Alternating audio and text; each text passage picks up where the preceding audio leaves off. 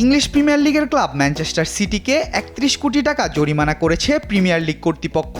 মোট ২০,৯০,০০০ পাউন্ড জরিমানা হয়েছে সিটিজেনদের, যা বাংলাদেশি মুদ্রায় ৩১,৫০,০০,০০০ টাকার বেশি।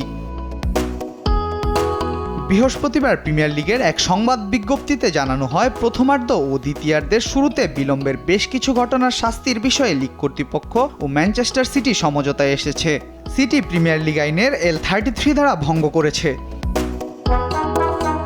শাস্তির বিষয়ে বলা হয়েছে, 2022-23 ও 23-24 মৌসুমে ম্যাচের শুরুর আগে আর দ্বিতীয়ার্ধে মাঠে নামতে 22 বার নির্ধারিত সময়ের বেশি নেওয়ায় এই জরিমানা করা হয় সিটিকে।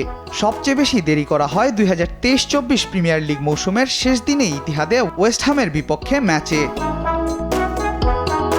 জরিমানার আওতায় থাকা 2 মৌসুম সহ সর্বশেষ 4 বছরই প্রিমিয়ার লিগে চ্যাম্পিয়ন হয়েছে সিটি। খেলা শুরু করতে দেরি করা স্বীকার করে সাজা মেনে নিয়েছে ক্লাবটি। সংশ্লিষ্ট ধারায় যথাযথ কারণ ছাড়া কিক অফ ও রিস্টার্টে বিলম্বের ক্ষেত্রে শাস্তি আরোপের বিধান আছে, যেটার জন্য মোটা অঙ্কের অর্থ জরিমানা স্বরূপ গুনতে হলো Pep গার্দিওলাদের। Al Mahmud Fahim, sports desk, দেশ টিভি।